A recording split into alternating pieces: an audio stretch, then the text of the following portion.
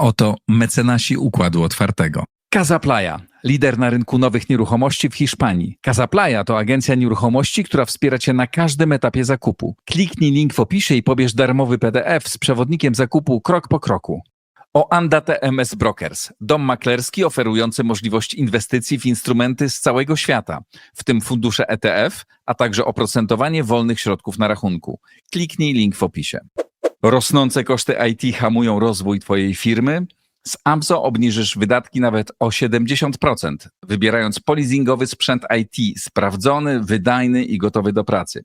Kliknij link w opisie i pobierz specjalną ofertę dla firm. Halo, aplikacja audio do medytacji i modlitwy, która dba o Twój wewnętrzny pokój, skupienie i zdrowy sen, nawet wtedy, gdy wydarzenia na świecie nie zwalniają tempa. Pobierz z linku w opisie.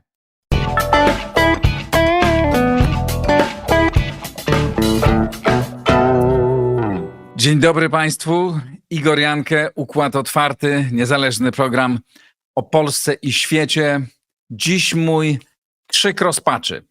Chciałem Państwu pokazać mój ukochany obraz wybitnego malarza norweskiego Edvarda Muncha. Założyłem koszulkę z tym obrazem dzisiaj. Muszę się wstać na chwilę, żebyście Państwo go zobaczyli. Ten obraz nazywa się Krzyk. Spójrzcie Państwo na twarz tego człowieka stojącego na moście, twarz rozpaczy. Oczywiście ten obraz to była historia o samotności człowieka. Ale dla mnie dzisiaj to jest mój krzyk o tym, co dzieje się w Polsce, o samotności mnie jako wyborcy, jako obywatela. Polska stoi przed gigantycznymi wyzwaniami. Polska stoi przed wielkimi zagrożeniami i przed wielkimi szansami. Jak wiecie, napisałem książkę o tym, że Polska może stać się jednym z liderów Europy w ciągu 10-15 lat. Z niczego się nie wycofuję. Tam rozmawiałem z wieloma fantastycznymi ekspertami, przedsiębiorcami, którzy podzielają tą moją wizję i mówią, co trzeba zrobić. Bo to jest możliwe. Możemy to osiągnąć. Trzeba zrobić bardzo dużo. Tylko żeby to się stało, trzeba zrobić bardzo dużo. Musimy mieć wizję, musimy mieć strategię, musimy mieć plan działania, musimy wiedzieć, co chcemy robić. No i mamy kampanię wyborczą. Nagrywam to w niedzielę już chyba nie będzie już żadnej debaty, po debacie dwóch kandydatów, po rozmowach u Sławomira Mentzena. No i kiedy było 13 kandydatów i kiedy były te absurdalne programy rozrywkowe z 13 mówcami, którzy coś tam strzelali przez minutę każdy, no to myślałem, no dobra, było to złe, słabe, no ale trudno zrobić debatę z 13 kandydatami, takie jest prawo już kampanii, trzeba to przeżyć. Jak dojdzie do już rozmowy 1 na 1, to będzie to na pewno starcie dwóch wizji Polski.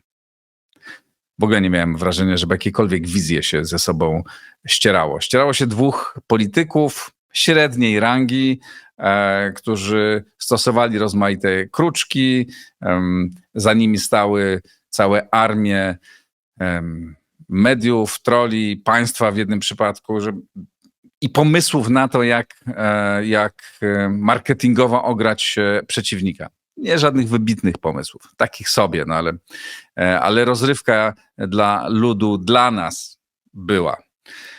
Natomiast czy tam rozmawiano o tym, co jest najważniejsze dzisiaj dla Polski? O czym ma się zajmować prezydent? Prezydent ma kompetencje ograniczone, ale wpływ duży ma. Może nadawać ton. Byli prezydenci w przeszłości, którzy mieli wpływ na to, co się dzieje, bo próbowali narzucać ton temu, co się dzieje. I w moim przekonaniu prezydent nie jest tylko żyrandolem. Może być żyrandolem. Większość prezydentów była żyrandolami, ale niektórzy mieli wpływ w pewnych momentach historycznych na bieg dziejów. I myślę tu o dwóch prezydentach i o Aleksandrze Kwaśniewskim i o Lechu Kaczyńskim. Jeden był znacznie dłużej, drugi krócej. Nie mówię o tym, z czym się zgadzałem, czy nie, tylko o ich skuteczności i pewnym wpływie na rzeczywistość. Więc prezydent może wpływać, może nadawać ton debacie, może inicjować rozmaite ruchy społeczne, polityczne, może przedstawiać rozmaite propozycje, ma narzędzia, którymi może szachować rządzących i za pośrednictwem których może wpływać na rządzących, więc, ale przede wszystkim może wpływać na ton debaty publicznej, na tym, co się mówi, a nie jest osobą nieistotną, ma bardzo duży wpływ. No więc oczekiwałem, że tu kandydaci, będąc już tylko oni, nie w tłumie 13, dwóch głównych kandydatów, zetrze ze sobą wizję Polski, zetrze ze sobą pomysły, które nie oni przecież mają, bo ja nie oczekuję, że poszczególni politycy wiedzą wszystko i mają świetnie opracowane strategie, są bardzo mądrzy i znają się na wszystkim. Nie, tak nigdzie nie jest. Ja nie jestem naiwny, obserwuję politykę z bliska, ale przywódca, a tym też zajmuję się trochę, prowadząc szkołę przywództwa. Przywódca jest od tego, żeby wyznaczać kierunek, tak? Żeby wyznaczać, pokazywać, gdzie chcemy dojść i dobierać wokół siebie najlepszych ludzi, którzy przygotowują mu znakomite rozwiązania. No więc ci obaj politycy nie wzięli się znikąd, tak? Są z dwóch największych ugrupowań, które dostają kupę pieniędzy od lat. No jedno teraz nie dostaje, czy dostaje mniej, ale przez lata dostawała i ma dostęp do na pewno bardzo dużych, bardzo wielu ekspertów. I jeden i drugi. No to przypomnijcie sobie państwo te debaty, nawet te ostatnie, 1 na 1. To przecież tam wszystkim się najbardziej podobał Jacek Prosinowski, bo zadawał proste pytania, regulował ruch tak jak trzeba, zachowywał się elegancko. A dwóch kandydatów, czy przedstawili jakieś wielkie wizje? Być może też formuła debaty nie sprzyjała temu, że mieli po minutę czy półtora. Być może inaczej to powinno być ujęte. No ale mieli oprócz tego 1000 innych możliwości, żeby te swoje wizje przedstawiać. Czy mieliśmy poważną debatę o tym, jaką rolę powinna odegrać Polska w doprowadzeniu i utrzymaniu pokoju w Ukrainie, miejscu dla nas strategicznie ważnym, miejscem ważnym ze względu na nasze bezpieczeństwo, na naszą egzystencję, również na naszą gospodarkę, na nasze wszystko. Było tylko pytanie, czy wyślemy tam żołnierzy, czy nie. Ale o tym, czy mamy jakiś pomysł, jaka Polska może w tym rolę odegrać, jaką Polska rolę może odegrać w odbudowie Ukrainy, jakie są plany, pomysły, strategie, przecież w ogóle o tym nie gadali. Czy mieliśmy debatę o kształcie sił zbrojnych? Mieliśmy dużo haseł, że tak, musimy mieć silną armię. To silna armia, to było prawie wszystko, co powiedziano na ten temat. Czy mówiono o tym, jaką rolę powinna mieć armia, do czego ona nam służy, w jaki sposób chcemy jej używać, w jaki sposób zamawiać sprzęt, w jaki sposób szkolić żołnierzy, w jaki sposób, czy robić powszechną rekrutację, czy nie, powszechny pobór, czy nie. Była jedno pytanie o tym, czy jeden z kandydatów pamięta datę utworzenia ostatniej strategii bezpieczeństwa narodowego. Ale czy była jakaś rozmowa o tym, co jest w tej strategii? Jaka powinna być inna strategia? Bo tamta z 2020 roku rzeczywiście powstała przed wybuchem wojny i dzisiaj na pewno potrzebujemy nowego dokumentu. Ale czy dwaj kandydaci na głowę państwa mówili o tym, jak powinna się zmienić ta strategia? Jakie lekcje powinniśmy wyciągnąć z wojny na Ukrainie dla nas, dla Polski? Ja sobie nie przypominam. Czy była debata o tym, jak państwo powinno być przygotowane do zagrożeń? Czy wybieramy model norweski, fiński, czy model izraelski przygotowania się, czy jeszcze jakiś inny? Czy wyciągamy, nie wiem, doświadczenia z krajów neutralnych, jak Szwajcaria, czy jeszcze jakichś innych? Nie było o tym mowy. Czy była mowa o tym, jak ma wyglądać obrona cywilna? Jak powinno wyglądać przygotowanie obywateli? A mówimy o głowie państwa, o kandydatach na głowę państwa, którzy jeden z nich za chwilę zostanie prezydentem, w sytuacji, w której stoimy przed realnymi zagrożeniami. Czy była mowa o polskim przemyśle zbrojeniowym? Poza tym, że ma być perłą i że ma być wspaniały? Przecież wiemy, że nie jest perłą i nie jest wspaniały. Wiemy, że jest to obraz nędzy i rozpaczy i że co pół roku, co rok wymieniają się prezesi PGZ-ów i zakładów wchodzących w jego skład. Wiemy, że to jest Potencjał, którego ciągle kompletnie nie wykorzystujemy, nie umiemy nad tym zapanować. Czy była taka projekt merytoryczny, jak do tego doprowadzić, żeby polski przemysł zbrojeniowy rzeczywiście kwitł, poza tym takim ogólnym powiedzeniem, żeby kwitł i żeby był wspaniały? Czy była debata o tym, jak produkować amunicję? Czy mają to robić prywatne firmy, czy państwowe firmy, czy konglomeraty? Czy należy utworzyć specjalne prawo, które przyspieszy i ułatwi ten proces? Przecież wiemy, jak bardzo tego potrzebujemy. Nie zbudowaliśmy żadnej fabryki amunicji w ostatnich latach. W tym samym czasie Ukraińcy, będąc niby państwem upadłym, owszem, no w ogromnej potrzebie, wybudowało ze 200 kilkaset fabryk zbrojeniowych. Są nieprawdopodobnym producentem dronów i mają laboratoria rozwijające najnowsze technologie dronowe.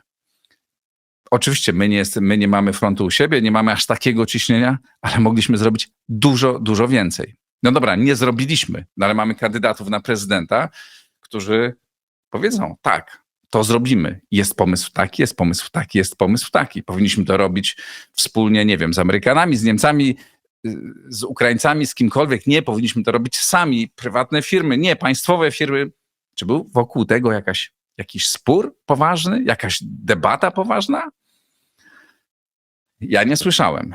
A jak zajrzałem na strony kandydatów, to były takie bardzo ogólnikowe wzmianki.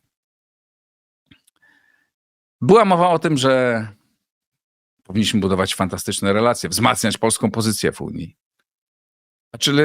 Ale czy była poważna rozmowa o tym, jaką rolę powinny odgrywać rozmaite formaty polityczne? Czy powinniśmy wzmacniać ten wymiar północny, wymiar bałtycki? Czy powinniśmy przede wszystkim działać w Trójkącie Weimarskim? Czy odbudować Grupę Wyszehradzką? Czy była jakaś mowa o projekcie Trójmorza, o tym, jak go rozwijać? Ja teraz nie mówię, w którym kierunku to powinno pójść. Ale to zasługiwało chyba w ogóle na osobną debatę między kandydatami, że przedstawili swoje wizje. Nie było jakieś wizje, bo jak mówił jeden polski polityk, jak się ma wizję, to się idzie do lekarza. Czy była mowa o modelu edukacji? Poza tym, że należy dać więcej pieniędzy nauczycielom, słusznie, należy dać dużo więcej. Czy była mowa o tym, jak przebudować polski system edukacyjny, który wymaga bardzo radykalnej przebudowy? Czy była mowa o nauce, o rozwoju nauki, o inwestycjach w nauce? Czy była mowa o finansowaniu nauki, o tym, w jaki sposób to robić, o finansowaniu badań rozwojowych? Ja nie pamiętam. Czy była mowa o polityce migracyjnej? Poza tym, że nie chcemy wpuszczać migrantów. To łatwo powiedzieć. Ja teraz nie mówię, nie przekonuję Państwa, w którym kierunku to powinno iść. Tylko czy była mowa o tym, że my mamy, tak, obecna polityka migracyjna jest dobra, powinniśmy kontynuować, powinniśmy przyjmować takich i takich migrantów, a takich nie przyjmować? Ja sobie w ogóle nie przypominam. Była mowa bez przerwy o tym, że musimy zamknąć napływ. Słusznie, ale nie da się zupełnie wyeliminować tego zjawiska. Tak, mamy w Polsce przecież już 1,5 miliona migrantów i będziemy ich mieć. Nie pamiętam żadnej debaty na ten temat. Jak wiemy, oprócz bezpieczeństwa, największym polskim problemem, takim długofalowym, jest demografia. Była debata o demografii? O tym, w jaki sposób poradzić sobie z tym dramatycznym problemem? Jak sprawić, żeby kobiety w Polsce chciały rodzić więcej dzieci? Albo no dobra, no nie, to w takim razie ściągamy emigrantów, którzy będą rodzić te dzieci. Może ta wersja jest lepsza. Czy była debata na ten temat? Czy ktoś ją zorganizował? Nie przypominam sobie. Czy dużo mówiono o Zielonym Ładzie, ale o tym, że wypowiemy Zielony Ład, co nie jest możliwe, żeby wypowiedzieć tak po prostu. Możemy prowadzić rozmaite działania dążące do tego, żeby zmienić część zapisów. Nie jesteśmy w stanie go zablokować. Czy była jakaś dyskusja, propozycja, konferencja na temat tego modelu polskiej energetyki, jak ona powinna docelowo wyglądać? Poza tym, że powinniśmy mieć węgiel i obniżyć ceny. Ani jeden, ani drugi kandydat nie opowiedział tutaj nic więcej. Nie było na ten temat poważnej rozmowy. O ochronie zdrowia też było bardzo niewiele i na bardzo, bardzo ogólnym poziomie. Czy była mowa o tym, co państwo może zrobić, żeby mniej Polaków chorowało na raka? To jest dzisiaj największy nasz problem. Nie tylko nasz, światowy, ale nasz też. I można w tej sprawie wiele robić. Czy ktoś o tym mówił? Czy była mowa o programach profilaktycznych? Nie przypominam sobie. Czy mowa była o inwestycjach, ale też na bardzo ogólnym poziomie. Jak sobie przejrzałem programy obu kandydatów, to na poziomie bardzo ogólnym było masę. Będziemy wspierać to, będziemy wspierać to, będziemy wspierać to, będziemy wspierać tamto. Wszystko będziemy wspierać. Świetnie. Jednocześnie nie będziemy obniżać podatków. To zadeklarowali u Mentzena. Obaj kandydaci brzydzą się podnoszenia podatków. No to skąd będziemy mieć pieniądze na finansowanie tych wszystkich rzeczy? Ja nie namawiam państwa do podnoszenia podatków, ale do jakiejś racjonalnej rozmowy na ten temat, w której pokażemy gdzie będziemy szukać pieniędzy. Ja nie jestem ortodoksem, jeśli chodzi o niezadłużanie się państwa, ale jesteśmy dość poważnie zadłużeni. I są rzeczy, które są oczywiste, na które musimy wydawać, ale obaj kandydaci mówili, wydawajmy na to. Ale też na bardzo ogólnym poziomie. I w ogóle nie mówili, skąd brać pieniędzy. Tak wyglądała ta kampania wyborcza. Mam jeszcze tydzień. Oczywiście być może teraz w ciągu tygodnia obaj kandydaci przedstawią fantastyczne strategie w poszczególnych branżach, kierunki rozwoju Polski, które będą spójne, które będą pokazywać, gdzie chcemy dojść, jakich narzędzi chcemy użyć, jak to chcemy sfinansować, skąd weźmiemy na to pieniądze, co warto robić na pewno, z czym należy poczekać. Jest jeszcze tydzień. Być może się uda. Zachęcam bardzo obu kandydatów. Żeby było jasne, ja nie zniechęcam państwa do głosowania. Ani nie wskazuję, na kogo moim zdaniem powinniście głosować. To jest nie moja rola. Ja tylko pokazuję, gdzie jesteśmy, przed jakimi wyzwaniami stoimy i w jaki sposób polskie elity polityczne nie odpowiadają na te wyzwania. Bo nie odpowiadają. I ta kampania to pokazuje jeszcze bardziej niż wszystko. I również media, które prowadzą, najczęściej są zaangażowane po prostu w kampanię po obu stronach, a nie pełnią tej roli, którą powinny pełnić. Zadawania pytań, zmuszania ich właśnie do rozmawiania na tematy ważne, poważne, strategiczne. Na weryfikowaniu, demagog weryfikuje, w Kanale Zero były dyskusje, ale to pokazuje, tam był kandydat. To swoją drogą bardzo ciekawe, że kandydaci sami przejęli rolę mediów. Media właściwie zajmowały się wyłącznie prowadzeniem, znaczy duża część mediów, oczywiście nie wszystkie i nie zawsze, ale duża część mediów po prostu prowadziła mniej lub bardziej ukrytą kampanię na rzecz kandydata, z którym jest związana lub z którym sympatyzuje. Duża część tej kampanii przyniosła się do YouTube'a, ale to nie znaczy, że w tym YouTubie było jakoś dużo mądrzej. Co ciekawe, to kandydaci przejęli rolę dziennikarzy i zaczęli sobie zadawać pytania, co nawet czasami było ciekawsze, bo byli bardziej dociekliwi, bo chcieli sobie bardziej dołożyć. Ale czy to podniosło jakoś poziom tej dyskusji? Nie podniosło. Była ona słaba, to była bardzo słaba kampania. Jeszcze czeka nas tydzień. Zapewne będzie dużo emocji, dużo wrzutek, ale nie spodziewam się specjalnie strategicznej dyskusji. Ale proszę państwa, po pierwsze, należy iść. Wybór jest taki, jaki jest. Państwo go dokonacie. Pójdźmy na te wybory. Głosujmy na swoich kandydatów, na tych, z których bardziej się, nawet jeśli się nie zgadzamy w całości, czy w części, to chociaż częściowo zapewne warto, no tak funkcjonuje demokracja. Nie jestem optymistą, jeśli chodzi o to, co może robić przyszły prezydent, bo na razie kandydaci naprawdę nie zaprezentowali się rewelacyjnie. Oczywiście być może się zmienią, jeden z nich zostanie na pewno prezydentem i życzę mu, ktokolwiek nim nie zostanie, żeby rządził jak najlepiej, znaczy żeby rządził, żeby miał wpływ na rządzenie jak najlepiej, żeby miał wpływ na rozwój Polski jak najlepszy. Też taki apel do wszystkich państwa, jak już wybierzemy, teraz każdy opowiada się za swoim, ale jak już wybierzemy prezydenta, to szanujmy go. Nawet jeśli dziś nam nie wywołuje naszego entuzjazmu, szanujmy niekoniecznie, nie musimy osobę, ale urząd prezydenta, bo tego nam bardzo brakowało. Szacunku do instytucji bardzo nam brakuje. A rozwój Polski nie stanie pomimo średniego czy słabego prezydenta, bo Polska się rozwija fantastycznie przez te 35 lat, pomimo polityków. To ludzie ciężko pracujący, przedsiębiorcy, również inwestorzy, również pieniądze, które przychodziły do nas z Unii. To wszystko sprawiło, że Polska się rozwijała. Rządzący czasem się do tego przyczyniali, częściej coś spowalniali, ale należy robić wszystko, żeby ten rozwój się posuwał i żeby Polska się rozwijała i nie ustawajmy w naciskaniu na klasę polityczną. Twórzmy lepsze elity.